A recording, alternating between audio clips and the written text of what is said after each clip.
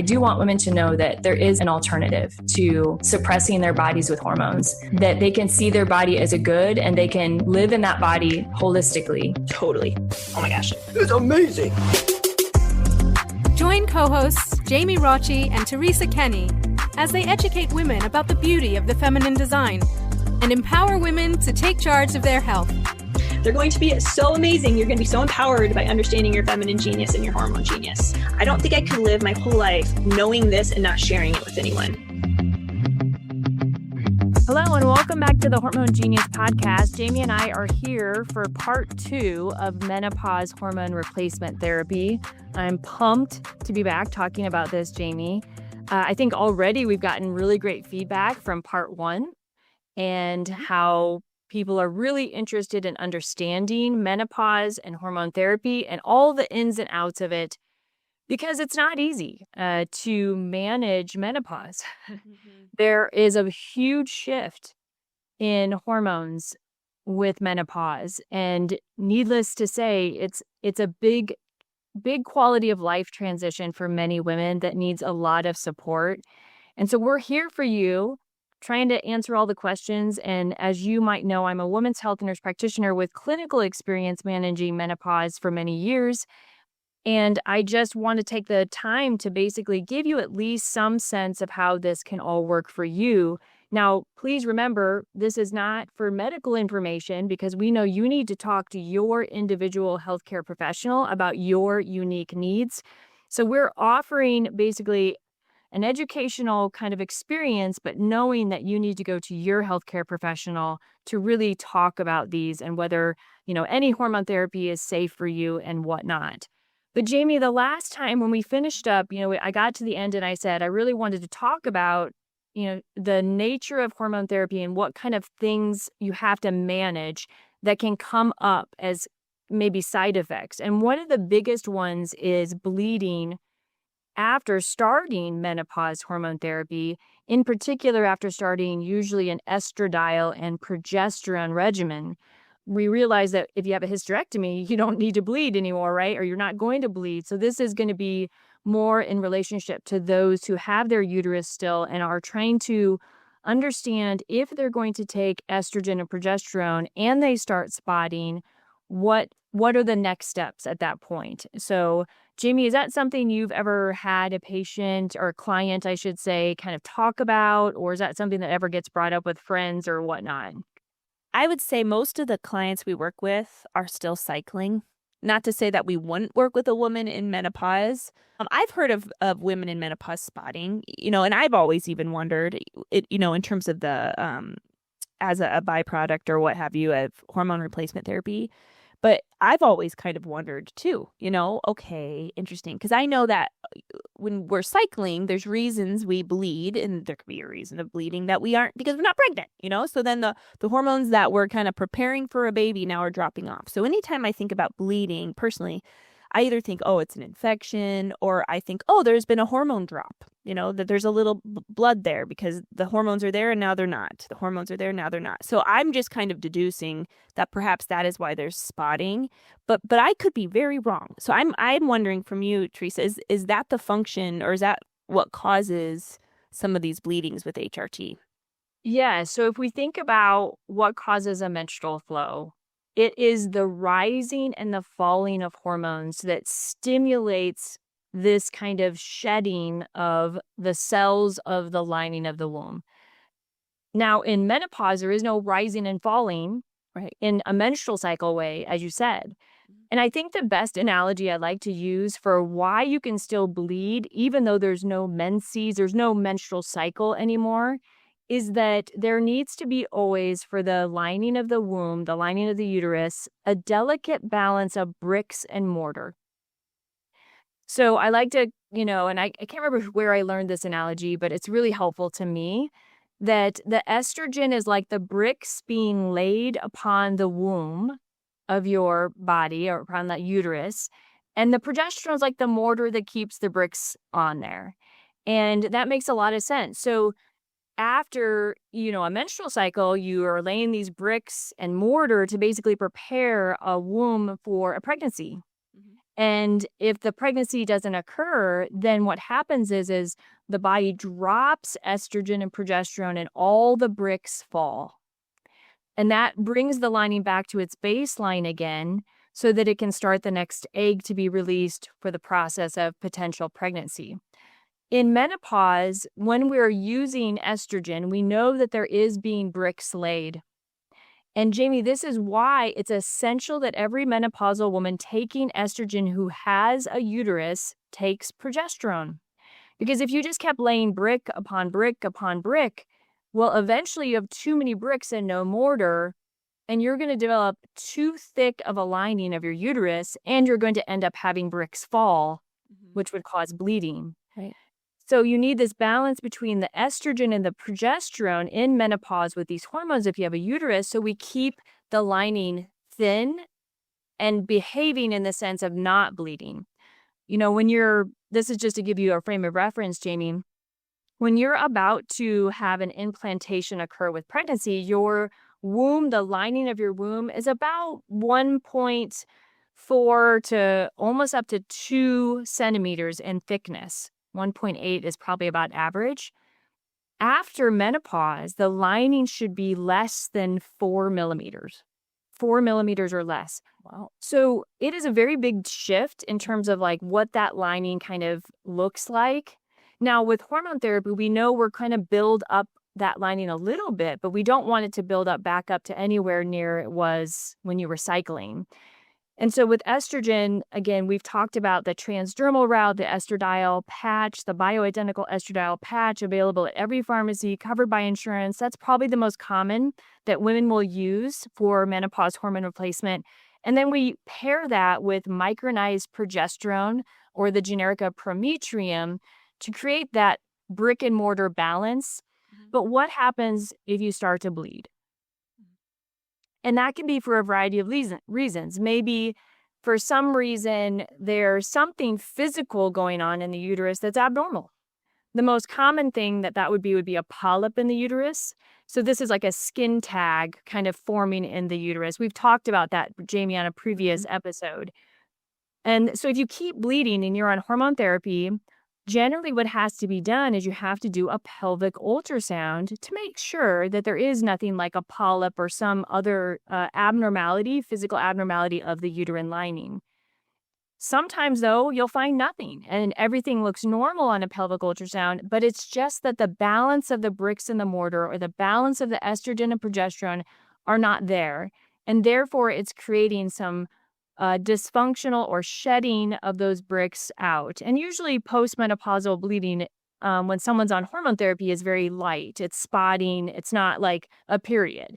It's usually kind of a very scant amount. And I would say the women most at risk for bleeding in menopause hormone therapy are the ones that were closest to the end where their period stopped fully. So, for example, let's say you went into menopause at 52, you started menopause hormone therapy at 53. Because you're still close to when you were having periods, you have a higher risk of having some spotting with menopause hormone therapy. The farther away you are from your periods, the less likely that is going to occur. Question. This is all really helpful. You're laying it out really nicely. So for whatever reason, I thought that once we hit menopause, if we had like fibroids, polyps in our childbearing years, that we wouldn't likely have those after. Am I getting polyps and fibroids? I might be putting those two in the same bucket, where maybe it's really just fibroids that are that way, and then polyps can still be prevalent even in menopause. Right. They can be, but Jamie, you were right in the sense that is it more likely that you would develop those things in perimenopause or premenopausal, like a fibroid, like a polyp? Yes, more likely because you have hormones, and hormones feed those things and feed the growth of them. However, there are other things that actually can feed the growth of polyps and fibroids, one in particular being insulin resistance. And we know that a significant amount of the population has insulin resistance.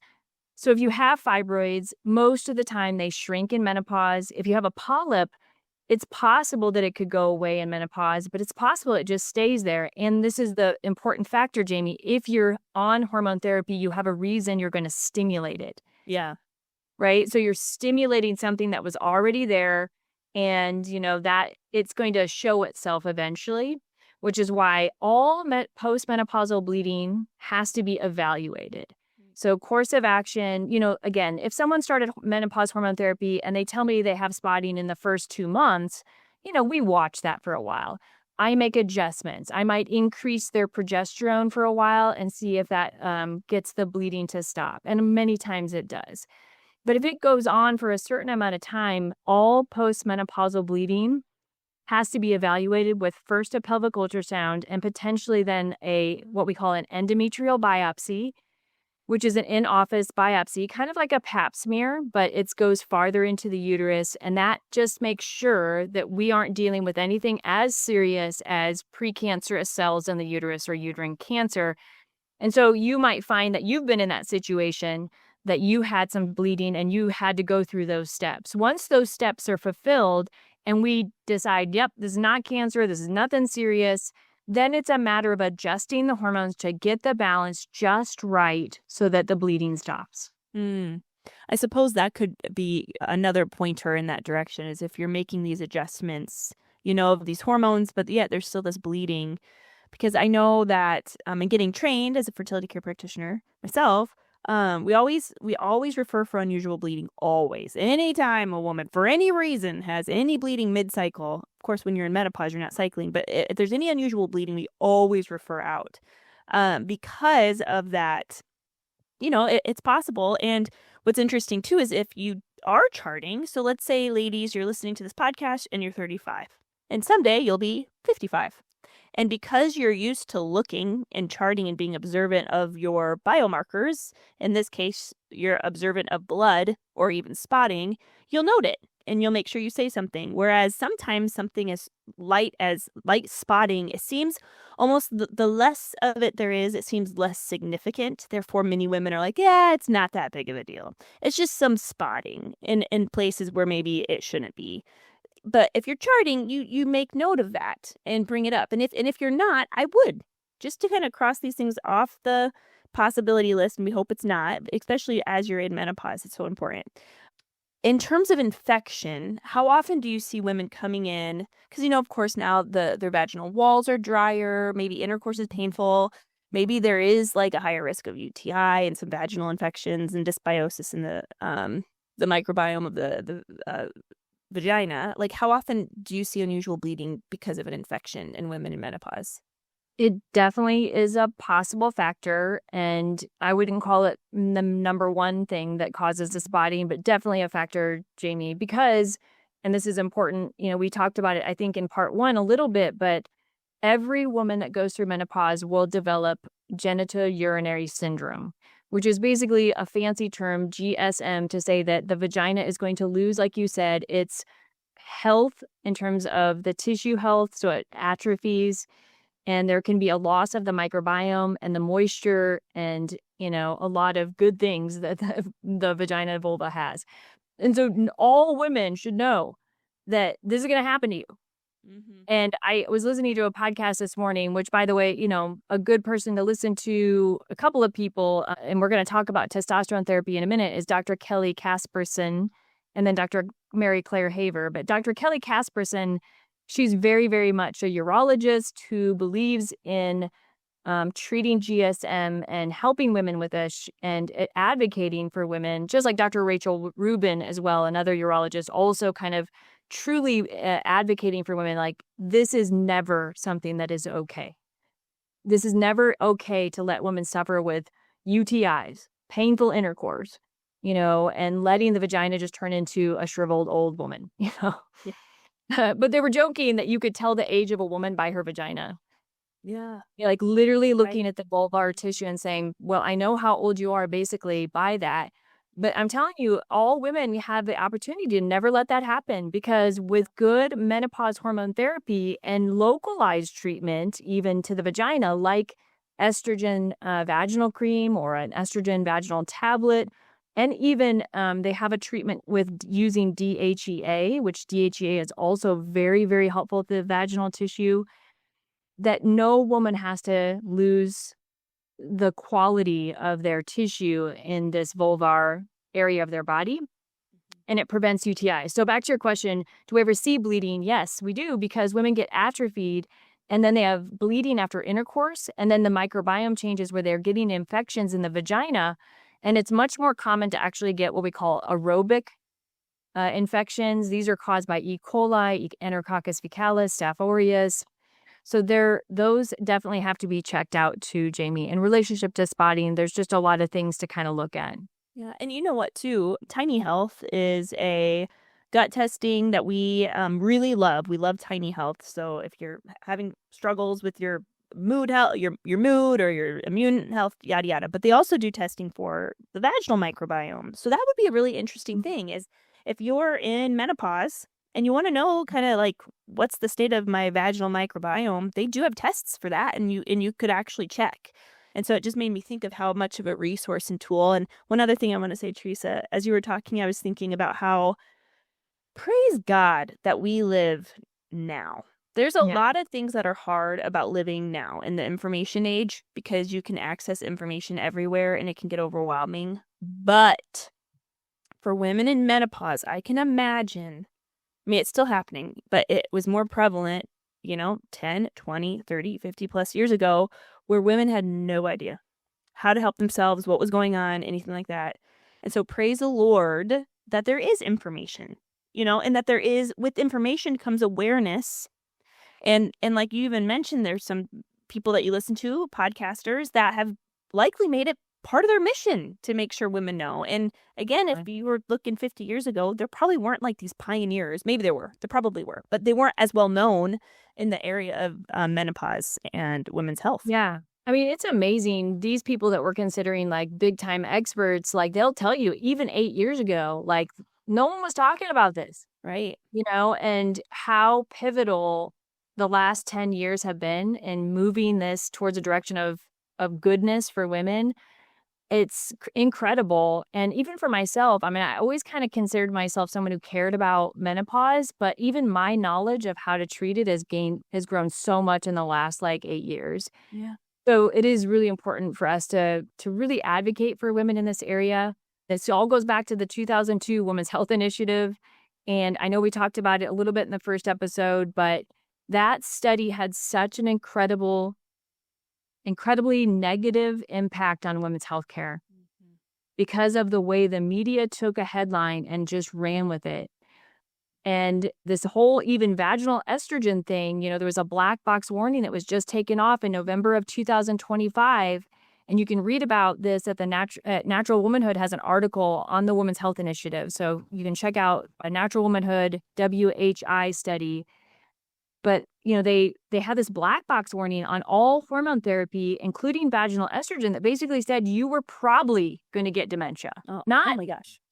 You were probably going to get dementia. You were probably going to have all of these things like cancer and heart attack. So it was very unjustified. And so finally, the FDA has removed that label and women will get the treatment they need without fear. Because nobody wants any of those things. And so even if I prescribe it to them, they live in fear that I'm wrong, that somebody's wrong, and that they're going to get those things because they did the wrong thing. So it's just very important that we advocate for women in that area. Yeah. Genitourinary syndrome is a big deal. So if you're out there and you're already, even if you're perimenopausal and you're having pain with intercourse, frequent urinary tract infections, you need to go talk to your healthcare professional about, the changes that occur in perimenopause to menopause, because this can be treated earlier than going just into menopause. You can treat this in perimenopause as well, the genitourinary syndrome. Right. Well, kind of sticking with that line, but transitioning into libido and thinking about testosterone and just thinking about, that whole area of life that will also likely shift, just like our health and our mood and all these things. But again, the good news is our life doesn't need to be over. We're going to be in the wisdom bearing chapter. There can be so much to look forward to for women not yet in menopause, or you're in menopause now. something I'm going to do for sure. And I already have kind of started this thought of like, what am I going to learn in menopause? What kind of like certificate or instrument or where am I going? Like, I have a list of things that I'm going to look forward to, because if we constantly tell ourselves this season sucks, then guess what we're going to believe is that it sucks. Yeah. So I want to try to find things that are, good. But anyway, main point about things that might suck. Sex drive might very much suck. Maybe you had a healthy, thriving sex life and libido and everything was good. And now things are shifting. And now that affects, of course, marriage and communication, all this whole thing. So, Teresa, how do you see this affect the women that you work with? And then how do you help them? Jamie, this is so big. It's so big. It's so big. And I first start by like just telling women that it's not their fault. We get sex drive from procreative power. Right. And men never lose procreative power. Women lose procreative power. Therefore, natural libido is going to change. It doesn't mean intimacy has to change, but the chemical drive, the biological drive to reproduce is not there post-menopause. So we have to acknowledge that there's a truth to this that is just purely biological. And, I was listening to Dr. Kelly Casperin talk about this, about how divorce rates climb, how, there's lots of struggles with relationship around this time. And I have seen this and witnessed it. And it is devastating. And it's why I went on a mission in my heart to say, what can I do to help couples during this phase of life? Because it's a difficult transition from, especially my natural fertility method users, because they've been, waiting for this moment to not, worry about pregnancy anymore. They've been using a natural method. They've done it successfully, but there was sacrifice in that. Right. And they're like, woohoo, I don't have to worry about pregnancy. And then it's like, and now you have no procreative power and no libido. Why does it always feel like someone pulled the rug out from under you? Exactly. Right. So, yeah, it's like a huge thing. And so I started to really look into, and honestly, it was a good friend of mine in Bella, which I just came back from an awesome conference. Next year, you guys, if you're healthcare professionals, check out the Reclaim Health Summit from Bella Natural Healthcare in Denver, Colorado. Dee Dee Chisholm started Bella with her daughter, Abby Sinnott. They're great people. They offer a great retreat there. But it was Dee Dee and conversations with Dee Dee about testosterone therapy that really helped me understand this area better. And so it gave me a little bit of the kind of, because I think people fear testosterone. Well, they fear all hormones, right? But testosterone's like, what? Can we give that to women? I know she makes testosterone, but can we really give it to her? Isn't that just for men? Right. So I was a little nervous about it, but I've flown now with testosterone by my side with my patients for now many years. And it is a game changer for a lot of women. Not for every woman, but it is a game changer for a lot of women. So we can, talk about, Jamie, testosterone and how it can be supportive to libido at this phase of life. Yeah, let's do it. So, a woman comes into you. She's complaining, I had a sex drive, now I don't. And of course, I'm sure there's education and all of that. And even with I do want to make a side note, something too about husbands. So if a husband knows that this is going to happen, that's good. But what often happens is women don't even understand what's happening. Right. And of course, their husband isn't going to know. So I even think like those good men out there that get frustrated, let's just say, they just need to be taught and they just need to be told, and even share this episode with them, because again, we don't know how to take care of what we don't understand. If we don't understand our wife, how do we... And I want to say it's not like women can't enjoy sex anymore. It's just that there isn't this natural drive that maybe was there. So it's like it's there. The ingredients are there. They just need to be stirred in a different pot. That's a good analogy. That's a really, it's like we got to make sure the ingredients are better. So it's just a change. And like you said, Jamie, I think it is really important for men to understand it, but not to make it a super negative thing, a challenge, a good challenge to have, that this is the next phase of our relationship. And committed relationships are so beautiful because intimacy is so based in the fact that you've already been so vulnerable with somebody that you can share everything. Right. And this is an area where I think it's just like open communication and being like, how can we solve this together? as a man and a woman together, I think that's very, very powerful. Yeah, definitely. Yeah. So with testosterone, I mean, what kind of forms do you recommend, or that you often use the most that you see success? Specifically in libido, but even maybe energy and motivation and some of these other things too. So much more than just libido. Testosterone is so much more than that. Yeah, I mean, we've been using testosterone therapy in women for 40 years. So it's not like it's new. It's just that it's not mainstream. That there is clinical data on testosterone use. They just did a study, kind of like a consensus meta-analysis study in the last couple of years, saying that it sure is effective for hyposexual active disorder. So like low libido, basically. And it sure is effective for that. But there's not like, of course, super long-term studies on it. It is thought that it actually is safe it's safe in the uterine lining. It doesn't cause bleeding. It seems to be protective of breast cancer, although no one will claim for sure. We know that for sure. It seems to be cardiometabolic protective. So there's a lot. And it also is bone mineral density producing. So many benefits to testosterone. So first of all, I test testosterone levels free and total. We don't just give it to women without knowing what their levels are. And then what I do is if a testosterone level is low and the patient is like, yes, I have low libido. I can't keep my muscle mass. I'm achy and feel like my joints hurt all the time. My mood is really irritable. There's a lot of low testosterone symptoms. My motivation is low. We look at the level and we talk about treatment options. And unfortunately, there are no FDA treatment options in the pharmacy. Like you can't go to any pharmacy and find testosterone therapy for women. There are over a dozen therapies in there for men, even though women make 4 times as much testosterone as any other hormone.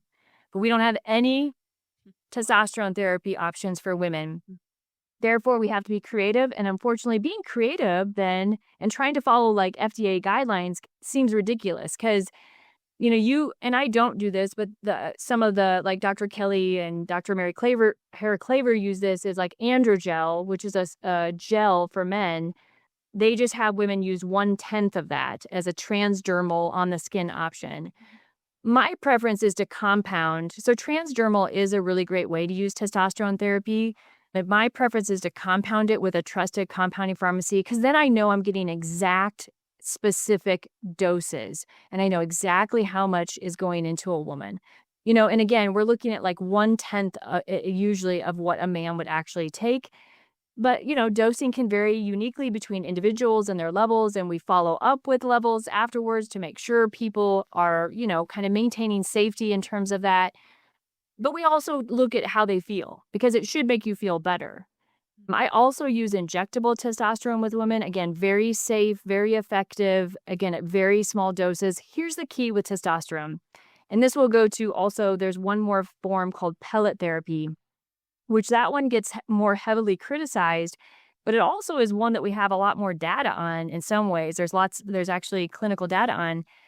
But what we want for women is to keep them women. Women who they want to improve all these symptoms, they're not going to want to have acne and hair growth and have their voice change. No. And if you're doing testosterone therapy safely, that will never happen. But if you are using doses that create what we call super physiologic ranges in the blood, then you have a risk of causing side effects. And I think the agreement by people who are in the hormone world like we are, Jamie, is that we need to be careful. We need to be safe. And this is about, optimizing. And maybe you're pushing a little bit closer to that super physiologic, but we're not trying to go crazy with it. Right. And so it's a little bit safer and easier to do that when you're using something like a cream, when you're using even an injection, because an injection can only last so long in the body. Once we get up to something called pellet therapy, and I know a lot of people out there love pellet therapy, and I'm actually someone who's in the middle. I'm okay with pellet therapy, but what I think is you have to be safe and conservative with it because this is somewhere where, again, we have to be monitoring blood levels, monitoring patients' responses. And so this is going to be hashed out for another 10 years probably, but in 5 years, I'm guessing there's going to be hopefully something on the market that actually is specific to women. testosterone therapy for women because it is incredibly valuable for motivation, energy, libido, brain health, bone muscle mass, just so many things. Have you ever seen or heard of a woman, literally here, have you ever heard or seen a woman who had gotten too much testosterone in menopause? 100,000%. Yeah. And isn't it where like if your voice deepens, you can't get it back? There's a truth to that. Yes. Hmm. Yep. So I'm going to tell you a story out there, people listening. I one time had a lady, she was close to 80, actually. She was in her 70s and she looked great. I mean, she came in and she looked great. She was doing so well and she had been on hormone therapy for years. And because of that, she was doing so great. Her skin looked great, everything. But she told me, she was like, Teresa, I'm here to see you because she said, every time I talk to my lady friends on the phone, they tell me I sound like my voice has changed and I sound like a man, like I'm sick, And I noticed that in her prescriptions, she was on some transdermal hormones and one of them was a testosterone cream. And she had been on it for a really long time. And nobody was monitoring her levels. And so I said, well, listen, I don't know. It could be something else. But I said the most logical thing for me to look at, since I'm a hormone specialist, is to check your hormone levels and see your testosterone is in normal range. And it was like 700 something. Oh my gosh. No. Could you tell her voice was kind of low? Yeah. Yeah, she was. It wasn't like, if I knew her before, it probably would have. But it didn't sound like misleading or anything. It's just that her friends who knew her as a person before knew it was different. And so, yeah, we just needed to adjust that. But yeah, I'm sure at that point, it's probably hard to get it to change back. But we know this about it. And this is why you have to go to people who aren't in it for the money only. And I'll say that too. Do not go to these pop-up hormone clinics. Go to someone like me who's actually a trained medical professional, has a license. They're not just doing this on the side, and do it safely and have your blood tests monitored. But like I said, I'm a huge advocate for testosterone therapy because of the thing that we said at the beginning, Jamie, is that this is a game changer for relationship. It's a game changer for feeling good in your 50s and beyond, for energy and getting out and playing pickleball still and hiking and all the things, because we know that we have testosterone deficiency in the vast majority of women who are postmenopausal. It's a given that these hormones are going to decline. Right. So if we don't treat it, just like estrogen and progesterone, we're going to have ramifications because of that. Yeah. Oh, okay. I'm going to take a quick break and give a shout out to our podcast sponsors. Of course, We Heart Nutrition. We love them. You've been hearing us talk about We Heart Nutrition literally for years now. It's been more than a year that we've had them as our sponsor, and they're so lovely. And so if you're looking for high quality supplements, please check out weheartnutrition.com. They have a huge range from multivitamins. They have iron, they have magnesium, they have an immune system blend, they have probiotics. So please, again, it is very important that we have good, proper supplementation because the foods we eat, the soils, yada, yada. So it's important. weheartnutrition.com, genius at checkout for 20% off of your order. Also, I want to give a shout out to Wonder Cow colostrum. So we love Wonder Cow. They are incredible. My kids love the Wonder Cow gummies. So you might think, oh, colostrum, my kid would never, ever, ever, and ever drink that, ever. Besides from when they're a baby, from you. But there's no way I'm going to put that colostrum powder in my kids' water and think that they're going to drink it. But the good news is there are gummies. So I do the powder, my kids do the gummies. So go to wondercow.com and get 30% off of your first subscription with the code HormoneGenius. And then lastly, Salt and Light by Sammy. Teresa, I just ordered 2 more smells from them. Actually, one is called Eve, and then the other one is called something with grapefruit. I don't know. I just want to give it a try. But Salt and Light by Sammy, get 10% off of your order. It's a toxic-free perfume company, and you get 10% off with the code HormoneHappy. So if you need some good spring smells, scents going into the spring and summer, check them out. Okay, Teresa. So testosterone. We talked about how testosterone impacts, of course, libido, our well-being. We talked about different forms of testosterone. What would be a reason why a woman would not use testosterone? You said many women love it, some women don't. Sure. There are some women that, number one, again, don't go just getting testosterone without your levels checked. There are some women who have decent testosterone levels and they don't need it. there are also some women who just don't respond in the way that they want to respond. So maybe it just doesn't help their libido enough and they just decide it's not for them. And there's some women who shouldn't take it because they are really prone to hair growth and acne.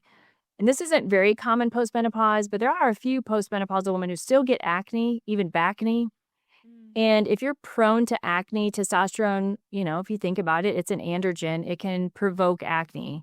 So for some people, their skin won't like it. I would say that's very rare postmenopause. Premenopause, that's going to be more of a problem.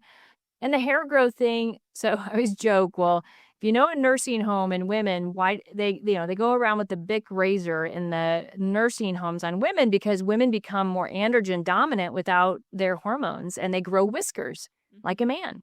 Yeah. So when you add testosterone therapy, you can provoke whisker growing. And most women who are over 45 know that they're plucking a few chin hairs more, and that's just going to be amplified by testosterone therapy. It's usually never enough to be an issue. If they're liking the effect on the libido and energy and all that kind of stuff, that's not going to be a game changer for most of them. And again, if you are doing this safely, keeping within physiologic ranges, you're going to be okay with those side effects. But there's no negatives that we know of on basically like, again, breast cancer or any other cancers, or there's no long-term risk that we know of yet. It isn't all hashed out in the literature, but so far so good. Very little downside to testosterone therapy, very high upside to testosterone therapy, which again, we need more studies on it, of course. And Jamie, I just want to plug our perimenopause program because still this goes into so much of what you can do from a lifestyle perspective for our perimenopause into menopause in this transition. If you guys are looking for an incredible program, simple to use, do it at your own pace, a high quality and amount of content that Jamie and I put together just for you, please go to hormonegenius.com and look at perimenopause program on the banner. And we think you won't regret it. That's for sure. And you can, share the information with your friends. This is about really lifestyle and so much. We talk about hormone therapy. We do cases. There's so much in it. We do weightlifting sessions. You're going to love it. And it's great value. Jamie, yeah. Oh, yeah. I'm going to say one more thing about that. She said, sometimes when you want to learn something, you go and you say, I'm going to go search a podcast. I'm going to learn about it, or I'm going to go read about it, or I'm going to do this. But I think the reason why we know the value of the perimenopause program / course on our website, if you go to www.hormonegenius.com, you'll see it right there on the banner. Very first thing you see is because it's deeper and you feel kind of like you're with us. And it feels almost like you're on a journey. And it's not just one of those things where you're paying to listen to an hour of us talk like you would podcast for free. You know what I'm saying? And I want to say, Teresa and I, we provide this content for free. We've been doing this for 6 years. And so we need ways to steward our listeners. And so a way we do that is we want to provide really awesome 2.0 content for a cost. It's going to cost, but we make it so affordable for you. So again, we want to just invite you to it. Please check it out, hormonegenius.com.